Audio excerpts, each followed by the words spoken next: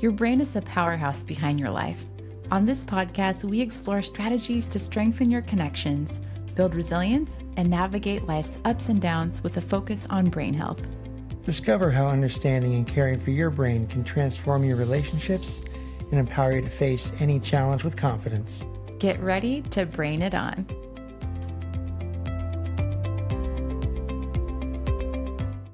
Hey everyone, welcome back to the podcast. It's so good to be back. It's been a couple months, and so for those of you who haven't seen our updates on social media, we have some difficult news to share. Over 2 months ago, we lost Thomas's mom, Julie. She was our incredible cancer club president. She was diagnosed with terminal pancreatic cancer just 3 months before Thomas's leukemia diagnosis, and she was someone who was our rock. She was our fearless leader who really paved the way to show us what it looks like to show up and to navigate the incredibly challenging world of cancer treatment. She passed away at Hospice House, and we are deeply grateful for the amazing hospice team who helped walk her home and provided really wonderful care for her at the end of her life. The loss that we feel is immense, and we knew that we couldn't just jump back into an episode without really acknowledging the weight and honestly the amount of time that we needed to start to process this chapter of our lives. We want to start also by offering a big thank you to everyone, our family, friends, people who follow us, who've just reached out to share how much they love and support us during this challenging time. So thank you so much for that. We're going to be talking about grief today in this episode. We'll talk about the spectrum of grief, everything that we've learned so far. And Thomas and I are certainly in this continual learning phase of what it looks like to navigate grief. So we'd like to offer some things that we've learned so far and just kind of share where we're at. We're really in the messy middle of grief, and it's something that we are learning every day how to navigate. We have a wonderful counselor through hospice. Partners in Care is the organization where Julie received her hospice care through, and they offer grief counseling for 13 months after the patient passes away. And so the fact that they acknowledge that grief is something that's real and requires support is truly amazing that they offer that, and it's a free service. So we've been utilizing that and learning so much. Shout out to our wonderful counselor. I think we started grief counseling maybe a couple weeks after she passed, and it was such a wonderful support and scaffolding that helped us integrate what we were feeling into some key learnings and really just helped us navigate this part of the grieving process. One of the things that we learned at the very beginning is grief is so often misunderstood.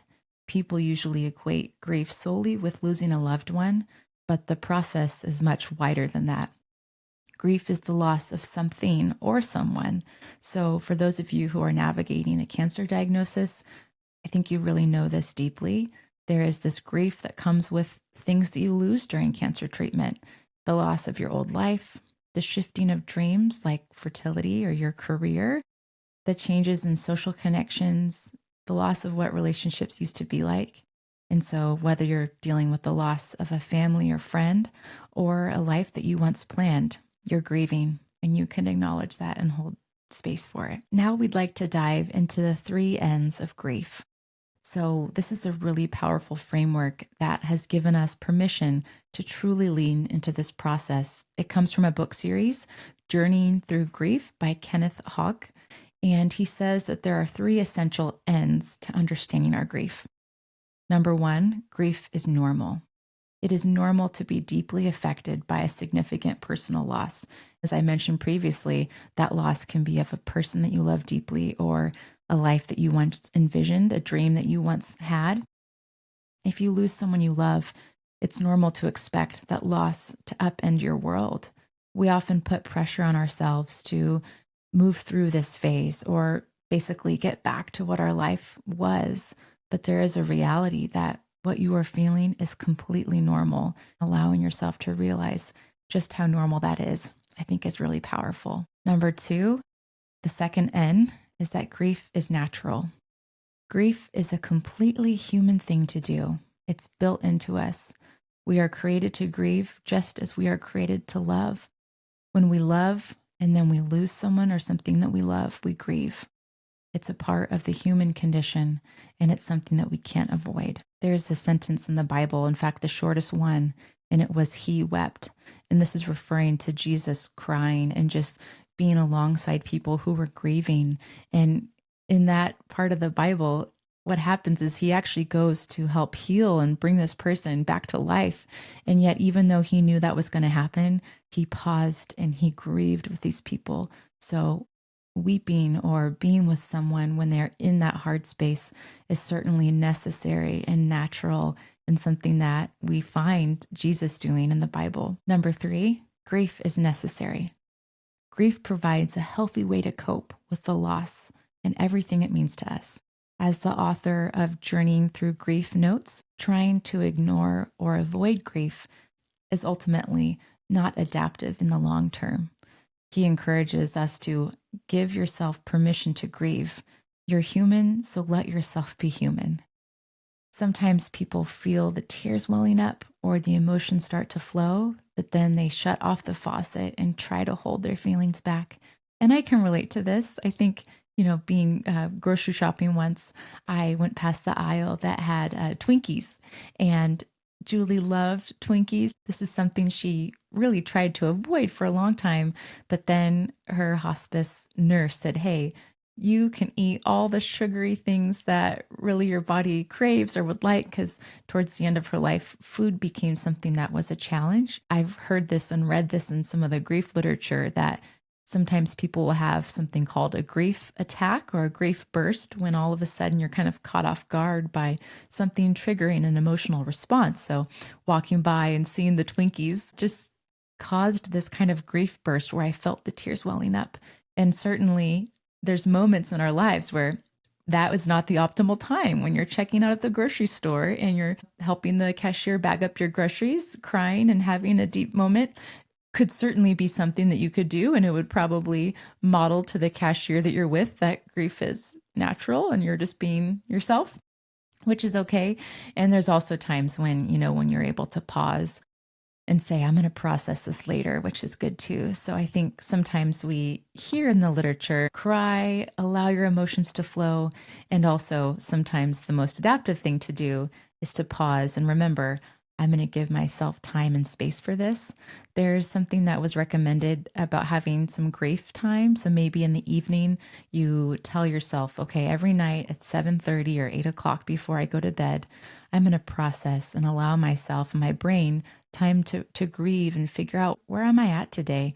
My wonderful sister-in-law, the day that Julie passed away, she came to our house and she brought this big basket full of really calming, sweet items like a candle, tea, a cozy blanket, different things that were really healing, and this beautiful card, which explained all of the items and how it could help provide calm and comfort. And one of the things was a beautiful journal. And so one of the things that's recommended is to journal and to allow yourself to process through writing. And that's such a powerful tool. And so different times I've used my grief time at night to write a letter to Julie saying, "Julie, it's been 1 week without you, and here's some things we've felt." Or, I think at the 1 month mark, I wrote a letter saying, "Julie, you'd be so proud of your son." And I wrote about the ways in which Thomas has navigated his cancer treatment while simultaneously navigating the grief of losing his mom and one of his best friends. So getting yourself a journal to write about what's going on inside your emotional landscape can be really helpful. We also have a list of happy memories that we'll add to the grief journal. So we'll think about all the fun times we've had, one of which was a memory when we took Julie to Disneyland when she was first diagnosed last year in 2024. One of our first questions to her oncologist was, "Can we take her to Disneyland this weekend?" Because he had told her that she had to start chemotherapy the following week. And we did not know if this suggestion would be well received or not. We were expecting him to say, "Absolutely not." But instead he said, "Absolutely yes. And in fact, you need to go to Adventureland first and make sure you get a Dole Whip." We were completely caught off guard that her oncologist was a Disney fan. And so we called him Dr. Disney. And that's one example of one of the things we put in our journal of happy experiences or happy memories was going to Disneyland with Julie. And she rented this wheelchair, electric wheelchair, or electric scooter, I guess you would call it. And it was really sweet because she would park it in different places and go and fill up her water bottle or go and get a snack. And sometimes the places where the wheelchair was parked was in spots where maybe other people walking by had to go around it. And the stormtroopers in Galaxy's Edge Land had to walk around. Even Kylo Ren had to kind of step to the side of it. So that was a funny moment that we wrote about that just was a lot of joy. So we include letters to Julie, moments of joy, and also certainly prayers that we have that we share about where we're at and asking God for comfort and strength during this phase. In regard to crying as part of that necessary step to grief, Thomas's grandma, who used to be a social worker for hospice, said to remember that tears are a powerful reminder of the love you had. Tears are love. So as you're experiencing this deep emotional pain and you feel the tears come, knowing that that is an emotional response and it's really an indicator of the love that you shared can be something that is deeply comforting, I feel. The next thing I want to talk about is just the depth of vulnerability that comes with grief. Losing Julie has really been the sharp reminder of the profound vulnerability that we still live with in Thomas's cancer journey. And as you know, I love Brene Brown, so I couldn't do an episode without her. She defines vulnerability as having these three parts: uncertainty, risk, and emotional exposure. So having Julie there as Thomas's Cancer Club president, who understood the language of blood counts, that support that we had from her, and her checking in, wanting to know how each of his appointments went if she wasn't feeling well enough to join us, was certainly something that was really helpful. And now that she's gone, just the risk and uncertainty and emotional exposure of Thomas' situation feels more acute because she's not there in our cancer club, at least on this side of heaven. One of the things as tangible evidence of her love is that she shared this beautiful journal. We came across it in her apartment as we were sorting and cleaning. And in this journal, she would write down all of Thomas's blood counts and notes. So whenever I would call her to give her an update, I did not realize this, but she had a journal where she would write his platelets and his hemoglobin, and basically everything that I was sharing with her, she was documenting it because it was that important to her. And so it was such an amazing thing to see. Talk about tears. Thomas and I were basically ugly crying on the floor of her apartment. So it was amazing to see the love poured out onto paper and the proof of her depth of caring. And I think the vulnerability that Thomas and I both experience now with not having our cancer club president is definitely palpable. And so we're leaning into that vulnerability. We're using gratitude both for the ways in which we're so grateful for having her support, and then so grateful for the people who are in our lives right now who are providing that, who are filling that void in a way, who are, showing us love. Both of my parents flew from the East Coast to Oregon in order to be with us and provide that strength. So we have all kinds of people who are stepping up to help us in that role. Next, I want to talk about this concept of the change of address, or the sixth stage of grief. So this is something that was really a lifeline for Thomas and for me. And this is from the work of David Kessler, who's a grief expert. He experienced such profound grief in his own life that when you read his book and his different articles he's written, you can really tell he's coming from a place of deep understanding. From losing his son to his mother and a variety of hard things, it's really helpful to read the work that he has. So he talks about grief. He says that grief is love with no place to go. It's all that unspent care and affection. So I think unspent care is something that's important for people to understand as part of the complexity of the grief they're feeling. Some examples of that unspent care that we have was just the daily energy that we use to pouring love into Julie's life. This is suddenly, and it was suddenly unspent and kind of floating, like, where do we put that? So all the time that we would spend driving around Bend looking for, that elusive key lime pie, or trying to find different treats that sounded good to her. If she needed bandages or different medical supplies, we would go and get those and decide what fun movie are we going to watch tonight.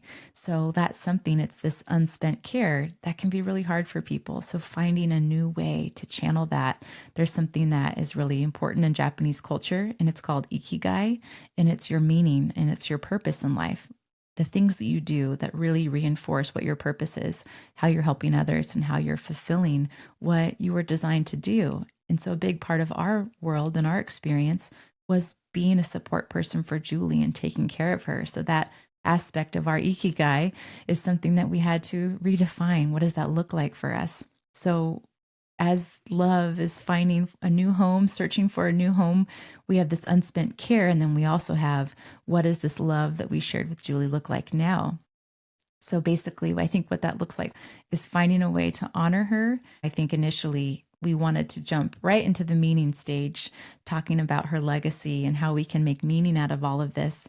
But Kessler warns us of using meaning as a pole vault out of our grief work. So the healing process is not about closure. It's about continually finding ways to weave in meaning and to find, your ikigai as you're learning what this next phase of life looks like. Being in the messy middle of grief, allowing yourself to feel it, while also looking for a way to make that meaning, is something that can be a both and. So something that we're trying to learn is how love changes its address from that person and their life on this earth to their purpose and to the way that we honor them. Thomas's cousin Will got this picture frame that's was at Julie's house, but now it's at our house. And it's one of those picture frames where people can upload photos. And it's really neat to see all of these happy memories of Julie, ones that are from when she was younger, pictures of our Disneyland trips, photos that families have uploaded from their lives that she used to look at and gave her so much joy.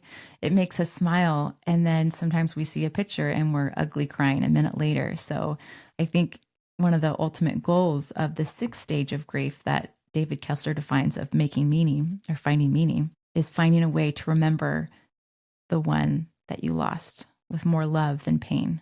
I think that's been true, the days following Julie's passing and even the weeks and months following her passing. There was so much pain in the tears. It would take your breath away at times. And as time has gone on, the pain kind of transitions into tears of love and tears of joy. And still, of course, you get those grief bursts, those little sneaker waves that come upon you and kind of catch you by surprise. And also, I've noticed a transition that as we see different pictures on this little memory slideshow, the way in which we respond emotionally is starting to change. As I think about people who are in that immediate stage, they've just lost someone that they love deeply, knowing that the tears will still come, but as time goes on, there'll be just a different way in which they come, maybe more joy, more gratitude and appreciation, moving in a different direction from the initial deep pain, deep sorrow. It changes, not in a way where it's no longer there, but it's a little more easy or a little more palpable to integrate that love, to changing that address to, this is where this person's love resides in my life. And it's something that I would encourage people to find comfort knowing that this is a phase and it will transition. Before we wrap up this solo episode, I almost didn't include a takeaway section because to offer this prescriptive list almost feels like it wouldn't honor the messy middle that we're in right now. But I do think that as I was synthesizing what we are experiencing, there were some things that I could compile that I would share kind of more as guiding truths that we're experiencing rather than make sure you do these tips. So here's some kind of powerful concepts that are keeping us tethered when the world can feel really challenging and things can feel shaky. Number one is that grief is proof of our love. When you cry, those tears are a sign of your love. It's a necessity and not a weakness. The second thing is that vulnerability is courage. Vulnerability is not a sign of weakness, but it's our greatest measure of strength. And when you show up in the mess, when you show up without trying to control the outcome, but rather just being vulnerable with your feelings, it's one of the bravest things that you can do. The next thing that we're learning is that the only cure for grief is to grieve. Allow this process to be as long and as complex as it needs to be, knowing that grief will change its form and it will find different phases and will integrate into your life in different ways. That leads to the concept of love changes its address. So we're not getting over the love or skipping to the next season, but we're finding a new home for the purpose, love, and legacy of that person of Julie's life. And finally, this ties into our faith, and that is that God is close to the brokenhearted. This is a truth that's rooted in our faith that gives us peace when everything else feels shaky. We remind ourselves that in the quietest, most painful moments, we are not alone. A verse in Psalms that says, "The Lord is close to the brokenhearted and saves those who are crushed in spirit." There was a moment where I was in the kitchen one night. I was getting Thomas's pills ready for the next day, and I was thinking about all the appointments we had the next day and how I wanted to make sure we were on time. And I always build in a little buffer time in between appointments. Maybe Thomas is getting infusions and I am driving to Starbucks to get us a peppermint latte as a little boost. And in those drives, that's when I would call Julie and tell her how Thomas's counts were. And so as I thought about the fact that I would not be calling her the next day, and that car ride from the cancer center to Starbucks would be quite quiet, I had this wave of grief hit me. And I sat on the kitchen floor with my back against the cupboard. And I just said a prayer to God saying, please help me in this moment. And I truly did feel that peace that surpasses understanding and just feeling that closeness. I think in these moments of discomfort, these moments of grief, that's when we can truly feel the love of others so much more deeply. And certainly as it is reflected in our faith journey, I feel the closest to God in these moments of profound loss and heartache. And it wouldn't be a Brain It On podcast episode if we didn't have a little science, a little brain science in there. This is something that I think is important to keep in mind. The overwhelming pain that we feel, it's not just in our heads, it's a bodily response that comes from our brain, that comes from the way that we're hardwired. And it's because we're hardwired for connection. So when the tears come, if the crying feels endless, if you feel tightness in your chest, this is just your body and your brain doing the hard work. It's the essential work of loving someone through the phase of grief. This is a really beautiful quote that we are reminded of, that we think of quite often.